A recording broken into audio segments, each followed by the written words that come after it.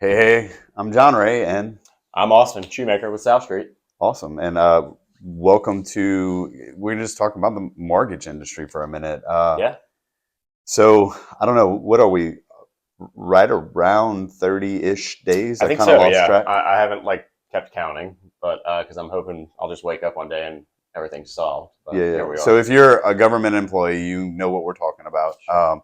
I have a few friends actually who are shopping right now Yeah. who can't get W-2s pulled because the government shut down about 30 days ago. Yep. Totally. So that's one way that this shutdown has affected the I mean, the shutdown's affected a lot of nuances to our economy and Totally. to individuals. But today we're going to talk about how it's affected the mortgage industry.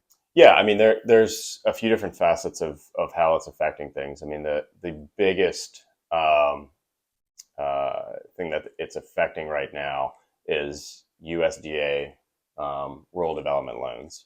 So those So, have really, yeah, for what those is of a you. USDA rural development loan? Totally, totally. So, as the name suggests, it's an instrument used by the United States Department of Agriculture to stimulate housing growth and economic development into, as the name suggests, rural areas. Yeah. Right. So, it's 100% financing for those that qualify for the program. It's an income and asset driven program to stimulate growth in those areas. So if you heard that, it's for rural communities, Yeah, right? Which we have a lot around us. totally. Yeah, And I get this question often. Don't I have to have 20% down?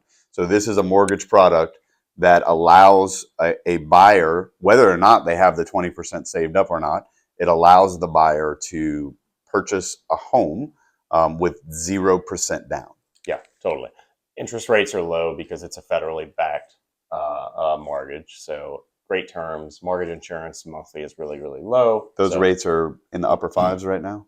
I would say like around there to lower sixes. Just kind of depends on the credit score Yeah. and the Yeah, overall like I told loan. somebody, asterisk disclaimer Yeah, for well qualified buyers. that's the thing. Like right, like everybody asks me, "Hey, what's the rate today?" And I'm like, "Well, that depends on like 75 things." Yeah, yeah. So So, but here's a range. so USDA has definitely been impacted Yeah, by this government shutdown. How has that totally. happened? Yeah. So, I mean, we have, quite a few USDA loans in our pipeline right now that just can't close, right? So, what happens, I'll kind of give you a really, really brief, kind of explanation of how the process goes with USDA loans. So, go under contract on a house, meaning you have a purchase agreement with the buyer and the seller. They've agreed to terms. Boom, we're going to do a USDA loan. Let's do that. We underwrite the file.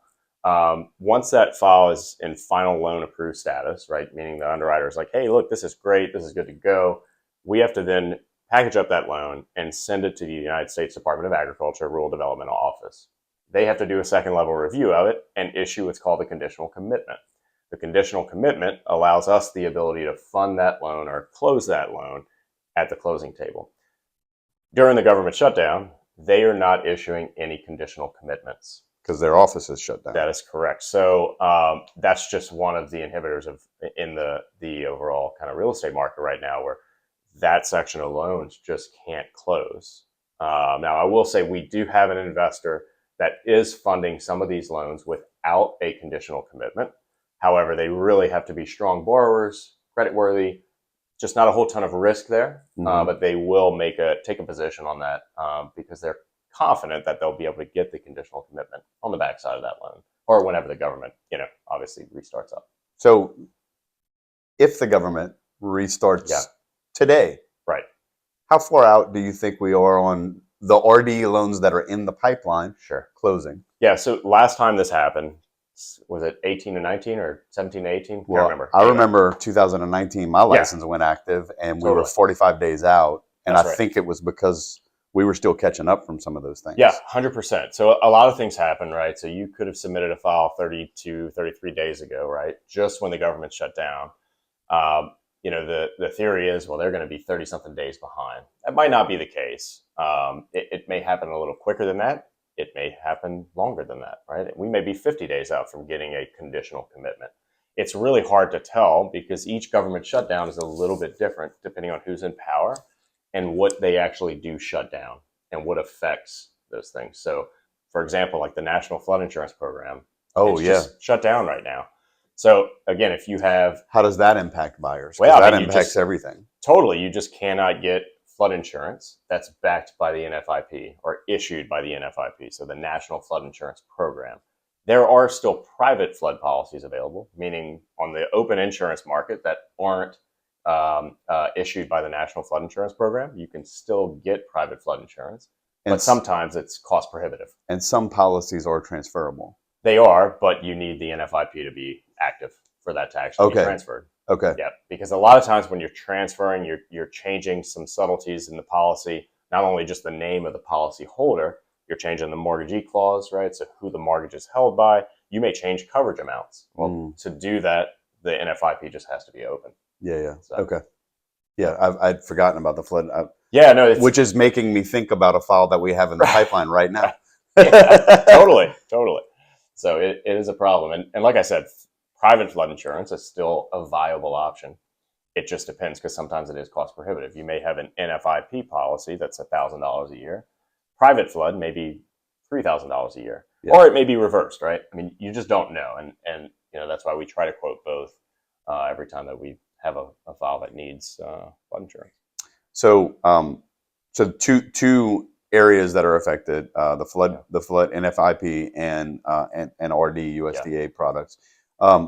There are other governmental loans. There are VA and FHA. How have those been impacted? Have not been impacted yet. I would say VA has had some impacts just because if you're a civilian DoD employee, Department of Defense, then there are going to be some issues with you getting paid because you may be furloughed, right? Some of those employees are not. They're still working.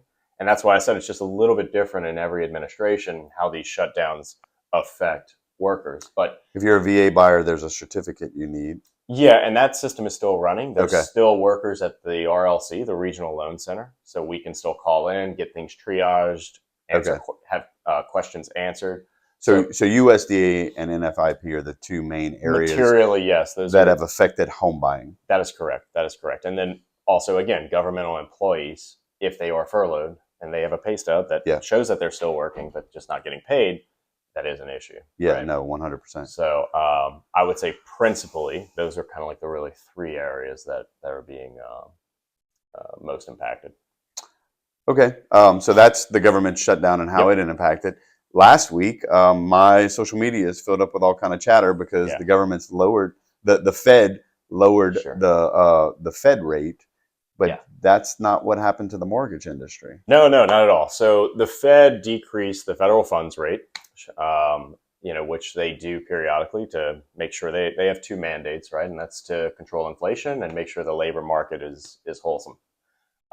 They determined at this meeting that they were going to do a 25 basis point or a quarter of a point decrease in the federal funds rate. That is not directly tied to mortgage interest rates. Okay, mortgage interest rates are, as we talked about before, they're set by the supply and demand of mortgage-backed securities, which are these big bonds that institutional investors buy and trade and sell, etc. What we saw last week was a quarter of a point decrease in the federal funds rate, which affects things like consumer credit, right? So credit cards, auto loans, home equity lines of credit, etc.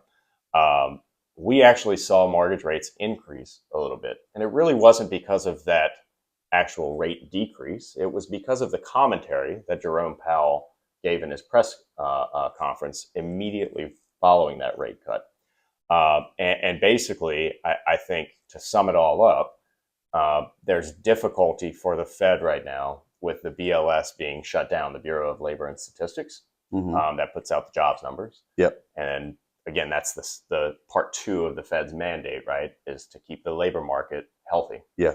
I think his commentary, kind of sent markets and the bond market largely in the wrong direction for what we would like to see. Sure. And that's because they just don't know what they're going into because they're relying on other metrics as opposed to relying on the BLS data, so the jobs report. And that's just going to be difficult for them. So at the next meeting, his commentary said, we may not have another rate cut. We will have to wait and see. So markets didn't really like that. And it caused mortgage rates to go up. I think about 20 basis points. So 0.2%. Okay. is what that translated to. So we're sitting around, I mean, well qualified buyers, blah, blah, blah. But Sure. but on average, we're sitting 6.25, I would say like low 6.3. sixes, Yeah. is still kind of the par rate for like super well qualified borrowers. And, again, it's still off of the highs. It's still a really good rate. I do think personally that, it was a bit of a knee jerk reaction.